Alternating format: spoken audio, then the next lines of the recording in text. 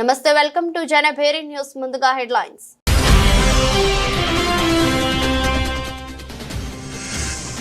AP medical council నూతన సభ్యుల ప్రమాణ స్వీకార కార్యక్రమంలో పాల్గొన్న మంత్రి సత్యకుమార్ యాదవ్ రోగులకు వైద్యులు మానవతా దృష్టితో సేవలు అందించాలని సూచన.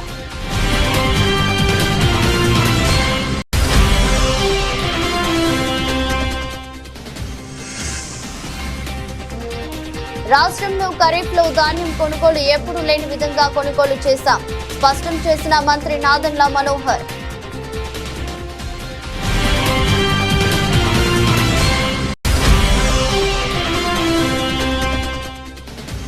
సెంట్రల్ నియోజకవర్గంలో సామాజిక పెన్షన్ల పంపిణీ కార్యక్రమంలో పాల్గొన్న ఎమ్మెల్యే బూండా ఉమా మహేశ్వరరావు ఎన్నికలకు ముందు ఇచ్చిన ప్రతి హామీని నిలబెట్టుకుంటామన్న ఎమ్మెల్యే.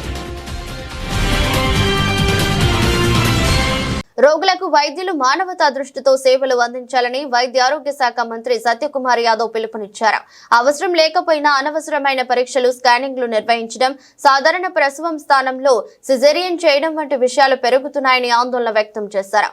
జాతీయ వైద్య మండలి నిబంధనలను ఖచ్చితంగా అమలు చేయాలని మంత్రి సూచించారు. రోగులను మానవతా దృష్టిలో చూడాలని ఏపీ వైద్య ఆరోగ్య శాఖ మంత్రి సత్యకుమార్ యాదవ్ పేర్కొన్నారు. ఎన్టీఆర్ ఆరోగ్య విశ్వవిద్యాలయంలో ఏపీ మెడికల్ కౌన్సిల్ నూతన సభ్యుల ప్రమాణ స్వీకార కార్యక్రమం మంత్రి పాల్గొన్నారు. ఈ సందర్భంగా సభ్యులను ప్రమాణం చేయించి కౌన్సిల్లో నామినేటెడ్ పోస్టుల ద్వారా 6 సభ్యులను నియమించారు. సందర్భంగా సత్యకుమార్ మాట్లాడుతూ అవసరం లేకపోయినా అనవసరమైన పరీక్షలు, స్కానింగ్లు నిర్వహించడం, సాధారణ ప్రసవం స్థానంలో సిజేరియన్ చేయడం వంటి విషయాలు పెరుగుతున్నాయని అన్నారు. ప్రజల్లో వైద్యుల సేవలపై అపోహలు ఉన్నాయని, టెస్టులు రాస్తేనే వైద్యులు బాగా పనిచేశారనుకునే స్థితి నెలకొందన్నారు. ఈ పరిస్థితిని మార్చేందుకు ప్రజలకు సరైన అవగాహన కల్పించాలన్నారు. అలాగే వైద్యులు చిరునవ్వుతో రోగులను పలకరించి మంచి అనుభూతిని కలిగించాలని సూచించారు. జాతీయ వైద్య మండలి నిబంధనలను ఖచ్చితంగా అమలు చేయాలని మంత్రి తెలిపారు. The newly nominated 6 members of Andhra Pradesh Medical Council are taking oath on the first working day of the new year. I congratulate them all for being nominated as the members of Andhra Pradesh Medical Council, and also I thank the Honorable Chief Minister of Andhra Pradesh, Sri Nara Chandrababu Naidu Garu, and the government for nominating the much experienced doctors who have contributed to reaching out the quality health care to the people of Andhra Pradesh. Their experience and their contributions will also contribute to the AP Medical Council. And I was noticing that the registrar was just telling that Venkat Subba Naidu had taught Dr. Sujata Garu in the college, and as a members they both are on the same bench today. Both teacher and the student are on the same bench.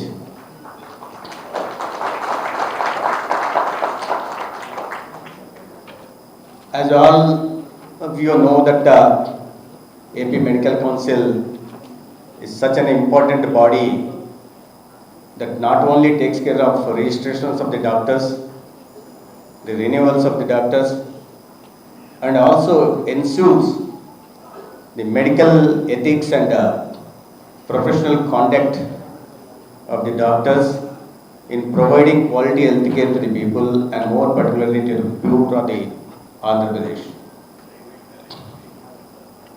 మనందరికీ తెలిసిందే,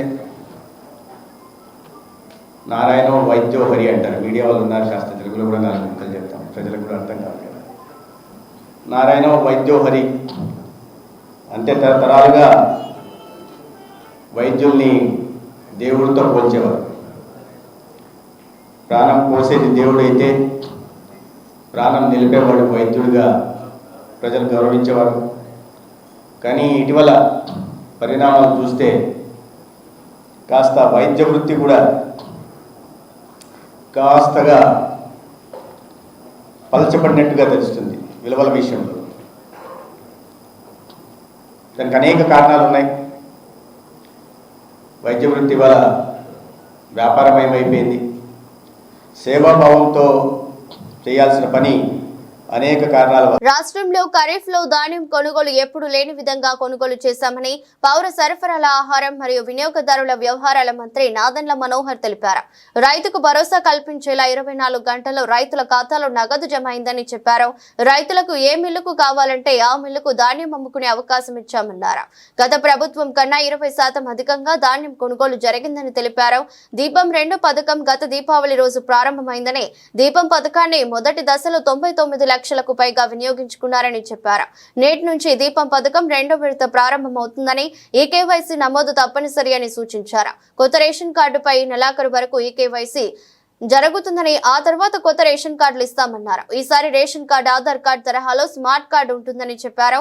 కుటుంబ సభ్యుల వివరాలు అన్ని ఈ కార్డులో ఉంటాయని తెలిపారు. దీంతో ఈ కార్డు ఫ్యామిలీ కార్డు అని నిర్ణయం తీసుకున్నామన్నారు. రాష్ట్ర ప్రజానికానికి కనివిని రీతిలో ఇంతమంది లబ్ధిదారులకి మేము సహాయం అందించగలిగామంటే అది ఖచ్చితంగా గౌరవ ముఖ్యమంత్రి గారు చంద్రబాబు నాయుడు గారి ఆలోచన, పట్టుదల. అదేవిధంగా ప్రతి అడుగులో కూడా రాష్ట్ర ఉప ముఖ్యమంత్రి గారు పవన్ కళ్యాణ్ గారు ఖచ్చితంగా పేదరికంలో ఉన్న కుటుంబాన్ని మనం ఆదుకోవాలి అనే తపనతో పనిచేసిన తీరుతోటి ఒక మార్పు మేము తీసుకురాగలిగాం. ముందుగా రైతాంగానికి మేము అందించిన సహాయం గురించి ప్రస్తావిస్తాను. ఖరీఫ్ మాసం నిన్నటితో ముగిసింది. ధాన్యం కొనుగోలు గతంలో ఎప్పుడు లేని విధంగా 35,93,443 మెట్రిక్ టన్నులు ధాన్యం ఖరీఫ్ మాసంలో కొనుగోలు చేశాం. ఇది కేవలం కొనుగోలు చేయడమే కాదు, ఒక కొత్త ఆలోచనతోటి, కొత్త విధానాలతోటి, సంస్కారాలతోటి ఎప్పుడు లేని విధంగా రైతుకు ఒక భరోసా కల్పించి 48 గంటల్లోనే మీ ఖాతాల్లోకి నగదు జమ చేస్తామని మాటిచ్చాం. కానీ వాస్తవంగా 24 గంటల్లోపే 8,279 కోట్ల రూపాయలు మన రైతుల ఖాతాలోకి రాష్ట్ర ప్రభుత్వం నుంచి మేము జమ చేశాం. సంస్కరణలో భాగంగా గతంలో ఎంత దుర్మార్గంగా వాళ్ళకి కావలసిన మిల్లులకి ధాన్యం తోలుకున్నారో, ఏ విధంగా అవినీతి జరిగిందో, ఏ విధంగా రైతుల్ని 5-6 రోజులు మిల్లుల దగ్గర పోయి పడిగాపులు కాసి లారీల కింద నిద్రపోయిన పరిస్థితుల్ని దాటే విధంగా ఒక కొత్త మార్పు తీసుకొచ్చాం. అన్నిటికన్నా ముఖ్యమైనది రైతుకి అవకాశం కల్పించాం. మీరు ఏ మిల్లుకి అమ్మాలనుకుంటే ఆ మిల్లుకి మీరు అమ్ముకోవచ్చు. గతంలాగా ర్యాండమైజేషన్ అని కంప్యూటర్లో ఎవరు తెలియని విధంగా కావాల్సిన మిల్లులకే వాళ్ళు ఏ విధంగా ధాన్యం తోలుకున్నారో దాన్ని అధిగమించి ఈ కార్యక్రమం చేశాం. వీటితో పాటు భారతదేశంలోని మొట్టమొదటిసారి వాట్సాప్ ద్వారా ధాన్యం అమ్ముకునేటట్టు రైతులకి మనం అవకాశం కల్పించాం. అద్భుతమైన రెస్పాన్స్ వచ్చింది. దాదాపు 70,000 మంది రైతులు ఈ వాట్సాప్ ద్వారా ఎంత ధాన్యం పండించగలిగారు, వాళ్ళ సర్వే నంబర్లు వివరాలు ఇవ్వగానే ఇమ్మీడియట్గా మీరు ఏ మిల్లుకి తోలుకుంటారనేది అవకాశం కల్పించి వాళ్ళే బుకింగ్ చేసుకునే విధంగా ఈ వాట్సాప్ ద్వారా సుమారు చివరికి 16,000 మంది రైతులు పూర్తి స్థాయిలో ఈ అవకాశాన్ని ఉపయోగించుకునే విధంగా ఈ వాట్సాప్ని మేము అమలు చేశాం. ఎన్నికలకు ముందు ఇచ్చిన ప్రతి హామీని నిలబెట్టుకున్న ప్రభుత్వం తెలుగుదేశం ప్రభుత్వం అని ప్రభుత్వ విప్ ఎమ్మెల్యే బొండా ఉమా మహేశ్వరరావు ఉన్నారు. వృద్ధులు, వికలాంగులు, వితంతువులకు 4,000 రూపాయల పెన్షన్ అందిస్తున్న ఘనత కూటమి ప్రభుత్వానికే దక్కుతుందన్నారు. గత వైసీపీ ప్రభుత్వం అనేక మంది పెన్షన్లను తొలగించిందని, వైసీపీ ప్రభుత్వం తొలగించిన పెన్షన్లను పునఃపరిశీలించి అర్హులందరికీ మరలా పెన్షన్లు నమోదు చేస్తామని ఎమ్మెల్యే భరోసా ఇచ్చారు. సెంట్రల్ నియోజకవర్గంలోని 62వ డివిజన్ ప్రకాష్ నగర్, 61వ డివిజన్ శాంతినగర్, భాస్కర్ రావు కొట్టు సెంటర్లలో జరిగిన సామాజిక పెన్షన్ల పంపిణీ కార్యక్రమంలో ఎమ్మెల్యే బొండా ఉమా మహేశ్వరరావు పాల్గొన్నారు.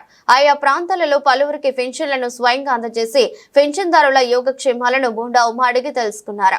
పెన్షన్లు ప్రతి నెల సకాలంలో అందిస్తున్నారా లేదా అని పెన్షన్ పంపిణీ చేసే అధికారులను, సిబ్బందిని, పెన్షన్దారులను అడిగి తెలుసుకున్నారు. ఈ సందర్భంగా బొండా ఉమా మహేశ్వరరావు మాట్లాడుతూ గత వైఎస్ఆర్సీపీ ప్రభుత్వ పాలనలో పింఛన్దారులు తీవ్ర ఇక్కట్లు పడ్డారన్నారు. అర్హులైన వారికి సైతం పింఛన్లను వైసీపీ ప్రభుత్వం ఆపివేసిందని చెప్పారు. వైసీపీ ప్రభుత్వం పింఛన్లు ఆపివేసిన వారందరికీ పరిశీలన చేసి తిరిగి పింఛన్లు అందించే బాధ్యత టీడీపీ ప్రభుత్వం తీసుకుంటుందన్నారు.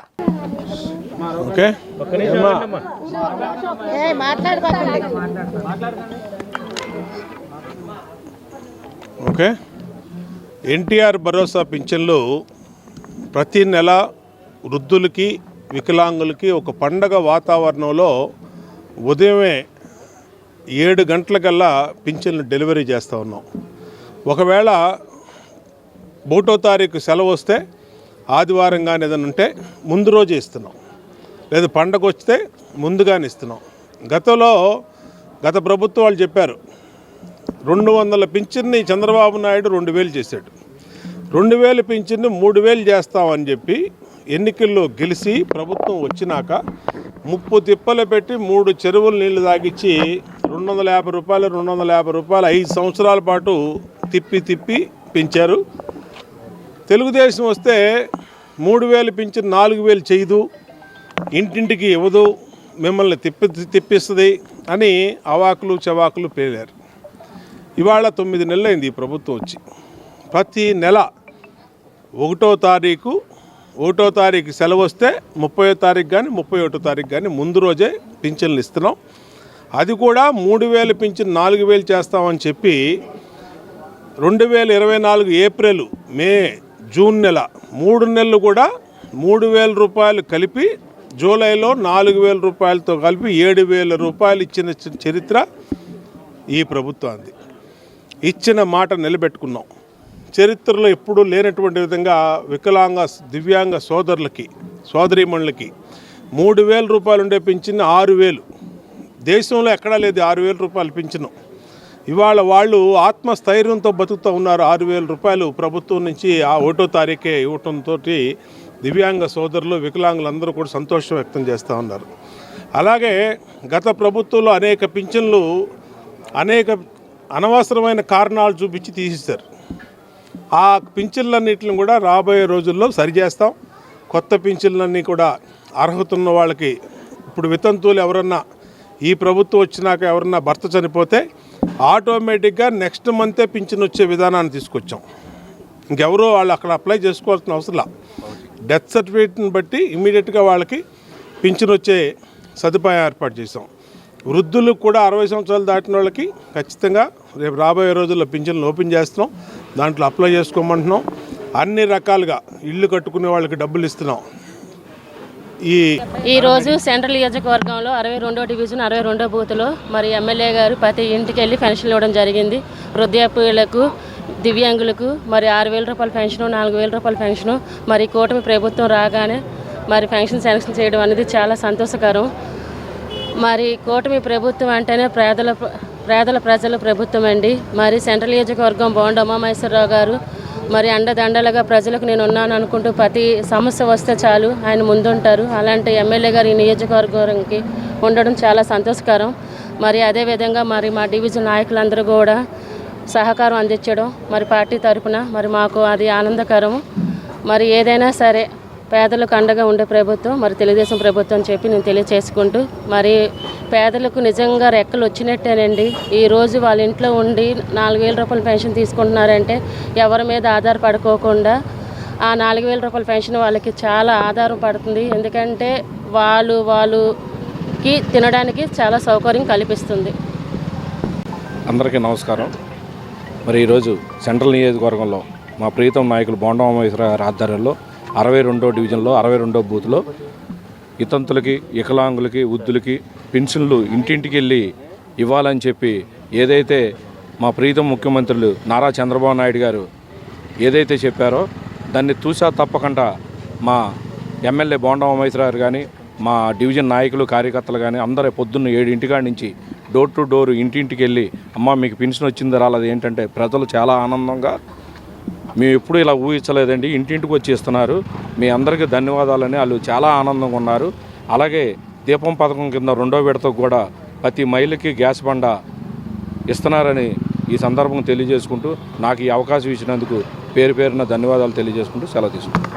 సిఐటియు నాయకులపై హకర్స్ యూనియన్ పై కార్పొరేటర్ నెల్లిబండ్ల బాలస్వామి అసత్య ఆరోపణలు చేయడం దుర్మార్గమైన చర్యని ఎన్టీఆర్ జిల్లా సిఐటియు ప్రధాన కార్యదర్శి NCH Srinivas, CITU central city ప్రధాన కార్యదర్శి కె దుర్గారావు ఆగ్రహం వ్యక్తం చేశారు. గత 50 సంవత్సరాలుగా హకర్స్ సంక్షేమం కోసం, శ్రేయస్సు కోసం సిఐటియు పనిచేస్తుందని స్పష్టం చేశారు. అధికార పార్టీ నాయకులు సిఐటియుపై చేస్తున్న అసత్య ఆరోపణలు మానుకోవాలని హెచ్చరించారు. సిఐటియు నాయకులపై హకర్స్ యూనియన్ పై కార్పొరేటర్ నెల్లిబండ్ల బాలస్వామి అసత్య ఆరోపణలకు నిరసనగా సిఐటియు ఆధ్వర్యంలో మంగళవారం శ్రీభవన్ లో మీడియా సమావేశం జరిగింది. ఈ సమావేశంలో ఎన్టీఆర్ జిల్లా సిఐటియు ప్రధాన కార్యదర్శి NCH Srinivas, CITU central H Srinivas, CITU central city ప్రధాన కార్యదర్శి కె దుర్గారావు పాల్గొని మాట్లాడుతూ కార్పొరేటర్ బాలస్వామి సిఐటియు నాయకులపై చేసిన అనుచిత వ్యాఖ్యలను ఖండిస్తున్నామన్నారు. నగరంలోని కూటమి ప్రభుత్వం రావడంతో హాకర్స్ కు కష్టాలు మొదలయ్యాయన్నారు. వ్యాపారాలు చేయనీయకుండా తొలగింపులు ప్రారంభించారు. తొలగించి తమ అన్యాయాలను ఆ స్థానంలో పెట్టాలని టీడీపీ నాయకులు ప్రయత్నిస్తున్నారు. బీసెంట్ రోడ్ లో ఘర్షణ వాతావరణం నెలకొల్పాలన్నారు. హాకర్స్ నుంచి లక్షలాది రూపాయలు అక్రమ వసూళ్లకు పాల్పడుతున్నారు. మహంతి చేపల మార్కెట్ కు ఖాళీ చేయించేందుకు 2 కోట్ల డీల్ కుదుర్చుకున్న మాట వాస్తవం కాదని ప్రశ్నించారు. ఎన్సీహెచ్ శ్రీనివాస్, సిఐటియు ఎన్టీఆర్ జిల్లా ప్రధాన కార్యదర్శి. విజయవాడ నగరంలో హాకర్ల జీవనం పైన బాలారిష్టాలు మొదలయ్యాయి. ఓ పక్కన కూటమి ప్రభుత్వం వచ్చిన తర్వాత నగరంలో హాకర్లని వ్యాపారాలు చేయనీయకుండా తొలగింపులు పెద్ద ఎత్తున పెరిగాయి. మరో పక్కన హాకర్లకి రక్షణగా, హాకర్ల ఉపాధి భద్రత కోసం సిఐటియు అనేక పోరాటాలు, ఆందోళన చేస్తూ ఉంది. దాదాపు 52 సంవత్సరాలుగా బీసెంట్ రోడ్లో వ్యాపారం చేసుకుంటున్నటువంటి హాకర్లను తొలగించి తమ అనుయాయులను పెట్టుకునే దానికోసం తెలుగుదేశం నాయకులు ప్రయత్నం చేస్తూ ఉన్నారు. ఈ నేపథ్యంలోనే మొన్న ఒక ప్రెస్ మీట్లో బాలా గారు సిఐటియు నాయకత్వం మీద, హాకర్స్ యూనియన్ మీద అసత్య ఆరోపణలు అనేటువంటి చేశారు. ఈ ఆరోపణలు మానుకోవాలని చెప్పి సిఐటియుగా హెచ్చరిస్తూ ఉన్నాం.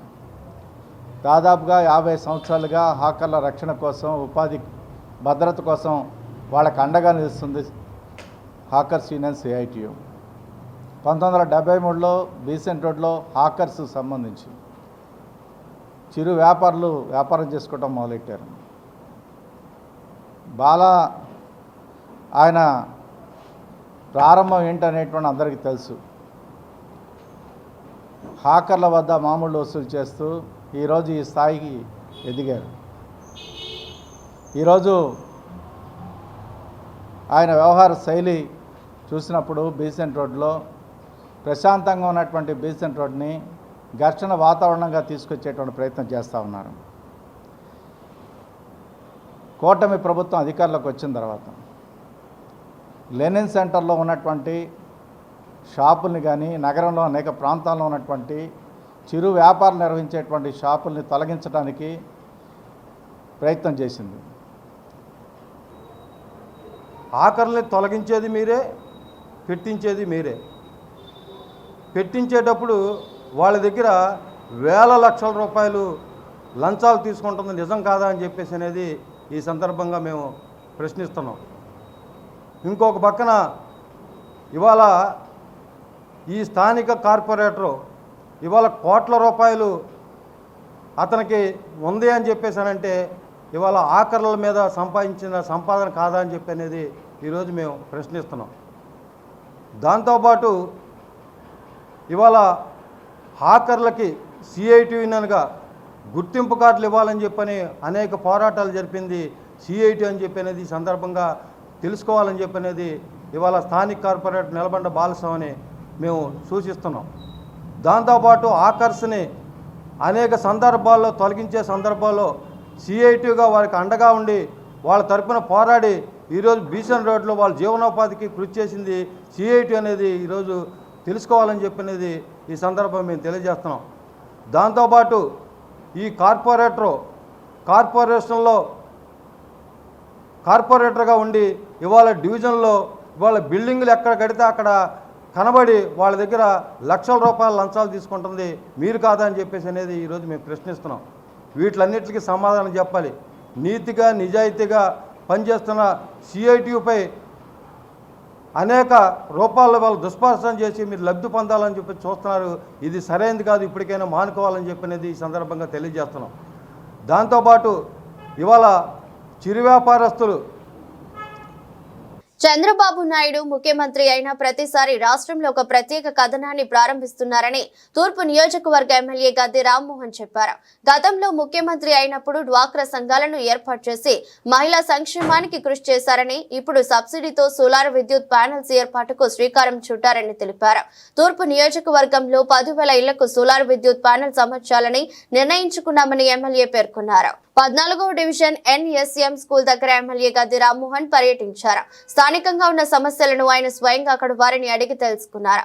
అనంతరం డివిజన్లోని నిరుపేద కుటుంబాలకు చెందిన 2 పార్టీ కార్యకర్తలకు 45,000 రూపాయలు విలువ చేసే బడ్డీ కొట్టు ప్లాట్ఫారం రిక్షాను ఎమ్మెల్యే గద్దె రామ్మోహన్ తన సొంత నిధులతో కొనుగోలు చేసి వారికి ఉచితంగా అందజేశారు. అరసవెల్లి లీలకు బడ్డీ కొట్టు, ఆళ్ల రాముకు ఫ్లాట్ ఫారం రిక్షా బండిని అందజేశారు. ఈ సందర్భంగా ఎమ్మెల్యే గద్దె రామ్మోహన్ మాట్లాడుతూ నారా చంద్రబాబు నాయుడు ముఖ్యమంత్రి అయిన మొదటిసారి డ్వాక్రా సంఘాలను ఏర్పాటు చేశారని చెప్పారు. అర్హులైన ప్రతి ఒక్క మహిళ డ్వాక్రా సంఘంలో సభ్యులుగా ఉండి బ్యాంకుల నుంచి రుణాలను తీసుకుని చక్కగా సద్వినియోగం చేసుకుని కుటుంబాలను అభివృద్ధి చేసుకున్నారని అన్నారు. తీసుకున్న రుణాలను సకాలంలో చెల్లిస్తూ అందరికీ ఆదర్శంగా నిలిచారన్నారు. ఇప్పుడు అదే విధంగా సోలార్ విద్యుత్తును అందుబాటులోకి తీసుకువచ్చారని చెప్పారు. నారా చంద్రబాబు నాయుడు గారు ముఖ్యమంత్రి కూడా ప్రతిసారి కూడా నూతనమైన కార్యక్రమాలు తీసుకొచ్చి ప్రజలకు మేలు చేకూర్చే పనులు అనేకం చేపట్టడం జరిగింది. దానిలో ఉదాహరణకి ఆయన మొట్టమొదటి ముఖ్యమంత్రి అయినప్పుడు డ్వాక్రా గ్రూపులు అనేవి ఏర్పాటు చేసుకోవాలి, ప్రతి ఒక్క మహిళ పొదుపు సంఘాల్లో చేరాలి, దాని ద్వారా ఆర్థికంగా బలోపేతం కావాలని చెప్పి ఆయన చెప్పిన సూచనలు ఈ రోజున ఆంధ్ర రాష్ట్రంలో అర్హులున్న ప్రతి ఒక్క మహిళ కూడా ఇవాళ డ్వాక్రా గ్రూపులో ఉండడం జరిగింది. వాళ్ళందరూ కూడా 10 లక్షలు 20 లక్షల రూపాయలు బ్యాంకులో తీసుకుని వాళ్ళ అవసరాలకు వాడుకుని మరలా సరైన సమయంలో బ్యాంక్ రూల్స్ ప్రకారం ఏ విధంగా రీపే చేయాలో ఆ విధంగా రీపే చేయడం వల్ల వాళ్ళ కుటుంబ పరిస్థితులు మెరుగుపడ్డాయి. అలాగే ఇంకా అనేకమైన కార్యక్రమాలు ఆయన చేపట్టడం జరిగింది. ఇవాళ ఈసారి ప్రతి ఒక్కరు కూడా సోలార్ విద్యుత్తుని ఏర్పాటు చేసుకోండి, దాని ద్వారా దానికి ప్రభుత్వ పరంగా సుమారు ఎస్సీలకైతే 100% సబ్సిడీ, బీసీలకైతే 50% సబ్సిడీ, అదేవిధంగా ఓసీలకైతే ఏదో కొద్ది మొత్తం సబ్సిడీ ఇచ్చి, ఈ సబ్సిడీల కంటే కూడా మనం పెట్టిన పెట్టుబడి 2 సంవత్సరాలు తిరిగి రావడమే కాకుండా తర్వాత 20 సంవత్సరాల పాటు మనం ఉచితంగా కరెంటు పైసా ఖర్చులైన కరెంటు వాడుకునే పరిస్థితి వస్తుంది. దానివల్ల ఇటు ఆ వ్యక్తికి సోలార్ ప్యానెల్ పెట్టుకున్న వ్యక్తికి లాభం, అంతేకాకుండా ప్రభుత్వానికి కూడా బోర్డు లాభం. అధిక రేట్లు కొని ప్రజాధనం వృధా కాకుండా కూడా జరుగుతుంది. అంటే ఇవాళ ప్రతి ఒక్క ఇల్లు కూడా విద్యుత్ ఉత్పత్తి కేంద్రంగా మారాలి అనేది చంద్రబాబు గారు ప్రతి ఇంటికి వెళ్ళి పెన్షన్ ఇవ్వమని చెప్పి చంద్రబాబు గారు సౌజన్యంతో మా ప్రీతం నాయకులు గద్దెరామతో ప్రతి ఇంటికి వెళ్ళి ఇవ్వడం జరిగింది పెన్షన్దారులందరికీ. అందువల్ల ఆలస్యమైంది ఈ ప్రోగ్రాం. ఈరోజు మనం ఈ 14వ డివిజన్లో ఏ పేద మహిళ అయినా ఏ పేద విద్యార్థి అయినా ఎమ్మెల్యే గారి ఆఫీస్కి వెళ్తే నేనున్నానంటూ ఆయన ప్రతి ఒక్క పేద విద్యార్థికైనా పేదలకైనా ఎంతోమందికి బళ్ళు ఇవ్వడం కానీ, ఇస్త్రీ పెట్టలు ఇవ్వడం కానీ, కుట్టు మిషన్లు ఇవ్వడం కానీ జరిగింది. దానిలో భాగంగా ఈరోజు మా డివిజన్లో ఇది 2వసారి ఇవ్వడం భవానీ గారికి. ఇక్కడ శివాలయం ముందు పాపం కొబ్బరికాయలు అమ్ముకుంటుంది ఆవిడ. ఆ బడ్డీ కూడా 7 ఏళ్ల క్రితం ఇచ్చారు, మళ్ళీ ఈరోజు ఇవ్వడం జరిగింది. వారి సహృదయంతో మా డివిజన్ తరఫున గద్దెరామన్ గారికి ధన్యవాదాలు తెలుపుతున్నాం. నమస్కారం. ఏఐవైఎఫ్ జాతీయ మాస సభలకు జయప్రదం చేయాలని ఏఐవైఎఫ్ మాజీ కార్యదర్శి గుజ్జల ఈశ్వరయ్య, జాతీయ కార్యదర్శి నక్కి లెనిన్ బాబు పిలుపునిచ్చారు. మే 15 నుంచి 18 వరకు తిరుపతిలో అఖిల భారత యోజన సమాఖ్య ఏఐవైఎఫ్ జాతీయ 17వ మహాసభలు జరుగుతాయని చెప్పారు. మహాసభల ఆహ్వాన గోడ పత్రికలను ఏఐవైఎఫ్ నాయకులతో కలిసి ఈశ్వరయ్య, లెనిన్ బాబు ఆవిష్కరించారు. మే 15వ తేదీ నుంచి 18వ తేదీ వరకు తిరుపతిలో జరగనున్న ఏఐవైఎఫ్ 17వ జాతీయ మహాసభలను జయప్రదం చేయాలని సిపిఐ రాష్ట్ర కార్యదర్శి వర్గ సభ్యులు, ఏఐవైఎఫ్ మాజీ జాతీయ కార్యదర్శి జి ఈశ్వరయ్య, జాతీయ కార్యదర్శి నకి లెనిన్ బాబు పిలుపునిచ్చారు. దాసరి భవన్ లో నిర్వహించిన విలేకరుల సమావేశంలో ఈశ్వరయ్య, లెనిన్ బాబు మాట్లాడుతూ తిరుపతిలో జరగనున్న మహాసభలలో దేశవ్యాప్తంగా 29 రాష్ట్రాల నుండి 1000 మందికి పైగా యువజన ప్రతినిధులు హాజరవుతున్నారని వివరించారు. బీజేపీ ఎన్డీఏ కేంద్ర ప్రభుత్వం అనుసరిస్తున్న యువజన వ్యతిరేక విధానాలు, రాజకీయాలు, నియంతృత్వ కార్పొరేట్ విధానాలపై ఈ సభల వేదికగా చర్చించనున్నామని అన్నారు. విద్య, వైద్య, ఉపాధి హక్కుల కోసం సామాజిక, ఆర్థిక, సాంఘిక, సాంస్కృతిక విలువలు తదితర అంశాలు కార్పొరేట్ కబంధ హస్తాల్లో నలుగుతున్న చట్ట సభలు, రాజకీయాలు, మీడియా విలువలు రక్షణ కోసం చర్చించి భవిష్యత్ కార్యాచరణ చేపట్టనున్నట్లు తెలిపారు. మే 15వ తేదీ మహాసభ ప్రారంభం సందర్భంగా మొదటి రోజు వేలాది మంది యువతి యువకులచే భారీ ప్రదర్శన, బహిరంగ సభ జరుగుతుందని, మహాసభలను జయప్రదం చేయాలని పిలుపునిచ్చారు. ఈరోజు అఖిల భారత యువజన సమాఖ్య ఏఐవైఎఫ్ 17వ జాతీయ మహాసభలు తిరుపతి నగరంలో మే 15, 16, 17, 18 తారీఖుల్లో జరుగుతున్నటువంటి సందర్భంగా ఏఐవైఎఫ్ రాష్ట్ర నాయకత్వం, జాతీయ నాయకత్వం ముద్రించినటువంటి వాల్ పోస్టర్ రిలీజ్ చేయడానికి ఇక్కడికి రావడం జరిగింది. ఈ సందర్భంగా కేంద్ర రాష్ట్ర ప్రభుత్వాల యొక్క యువజన నిరుద్యోగ వ్యతిరేక విధానాలను నిరసిస్తూ మే 15వ తారీఖు నాడు దేశవ్యాప్తంగా 29 రాష్ట్రాల నుంచి లక్షలాది సభ్యత్వానికి ప్రాతినిధ్యం వహిస్తూ వేలాది మంది యువత తిరుపతి నగరానికి రాబోతూ ఉన్నారు. కేంద్రంలో అధికారంలో ఉన్నటువంటి నరేంద్ర మోడీ ప్రభుత్వం అవలంబిస్తున్నటువంటి నిరుద్యోగ వ్యతిరేక విధానాలు రోజురోజుకు పెరిగిపోతూ ఉన్నాయి. ప్రధానమంత్రి ఇచ్చినటువంటి వాగ్దానాలు ఏ ఒక్కటి నెరవేరలేదు. ఆయన 2014 నుంచి ఇప్పటి వరకు అచ్చే దిన్ ఆయాగా అన్నాడు, డిజిటల్ ఇండియా అన్నాడు, మేక్ ఇన్ ఇండియా అని చెప్పాడు, నిరుద్యోగ సమస్యను పారదోలుతానని చెప్పాడు, ఏడాదికి 2 కోట్ల ఉద్యోగాలు కల్పిస్తానని చెప్పాడు. కానీ ఏ ఒక్క అంశం కానీ, ఒక్క నూతన పరిశ్రమను కానీ ఏర్పాటు చేయకుండా, ఇన్ఫ్రాస్ట్రక్చర్ను ఏమాత్రం డెవలప్ చేయకుండా నినాదాలతోనే కాలం వెలుబుచ్చినటువంటి నేపథ్యంలో దేశంలో నిరుద్యోగ సమస్య తీవ్రమైపోయినటువంటి పరిస్థితులు కళ్ళ ముందు కనిపిస్తూ ఉన్నాయి. 7వ తరగతి క్వాలిఫికేషన్ ఉన్నటువంటి గ్యాంగ్మెన్ ఉద్యోగాలకు కూడా 15 నుంచి 18వ తేదీ వరకు ఏఐవైఎఫ్ 17వ జాతీయ మహాసభలు తిరుపతి నగరంలో నిర్వహిస్తున్న విషయం అందరికీ కూడా తెలిసిందే. ఈ మహాసభల సందర్భంగా దేశవ్యాప్తంగా యువత ఎదుర్కొన్న సమస్యలపైన చర్చించి భవిష్యత్ ఉద్యమ కార్యాచరణ రూపొందిస్తూ ఉన్నాం. ముఖ్యంగా దేశంలో యువత, ప్రపంచ దేశాలంటి యువత మన భారతదేశంలో ఉంది.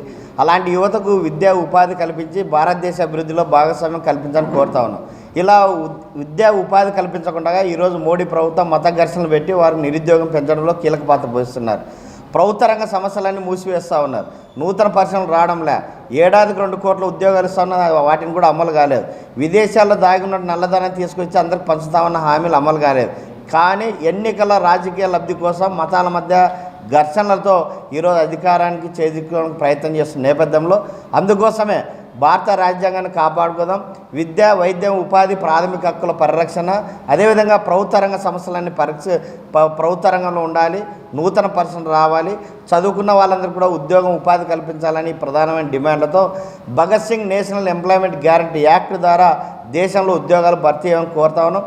అదేవిధంగా ప్రభుత్వ శాఖల్లో ఖాళీలు ఏర్పడుతున్న వాటిని భర్తీ చేసేందుకు ఈరోజు ఆ ప్రయత్నాలు లేవు. కాబట్టి ప్రభుత్వ రంగ సంస్థల్లో ఖాళీల పైన శ్వేతపత్రం విడుదల చేయడంతో పాటు వాటిని వెంటనే భర్తీ చేయాలని, అదేవిధంగా నూతన ఎడ్యుకేషన్ విధానం తీసుకొచ్చారు ఎన్ఈపిని, దాన్ని అంతా రద్దు చేయాలి. ఎందుకంటే ఈరోజు విద్యారంగంలో మార్పుల పేరుతో మతోన్మాదం పైన, మూఢనమ్మకాల వైపున తీసుకొచ్చే విద్యా విధానం శాస్త్రీయ దృక్పథాన్ని ప్రశ్నించే తత్వాన్ని చంపే నూతన విద్యా విధానం. కాబట్టి ఈ విద్యా విధానం ఏమాత్రం సముచితం కాదు. అందుకోసం శాస్త్రీయ విద్యా విధానం ప్రవేశపెట్టి కొఠారి కమిషన్ మేరకు. వార్తలు ముగించే ముందు మరోసారి హెడ్లైన్స్.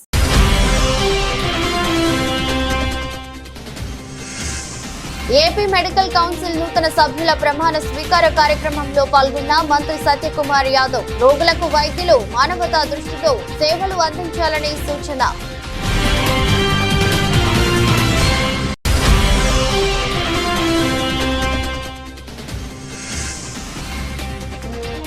రాష్ట్రంలో ఖరీఫ్లో ధాన్యం కొనుగోలు ఎప్పుడూ లేని విధంగా కొనుగోలు చేశాం స్పష్టం చేసిన మంత్రి నాదెండ్ల మనోహర్.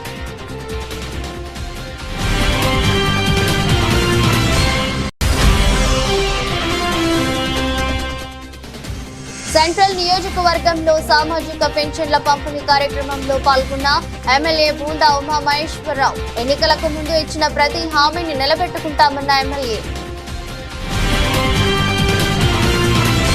ఇది బులెటిన్ మరో బులెటిన్లో మళ్ళీ కలుద్దాం. అంతవరకు సెలవు. నమస్కారం.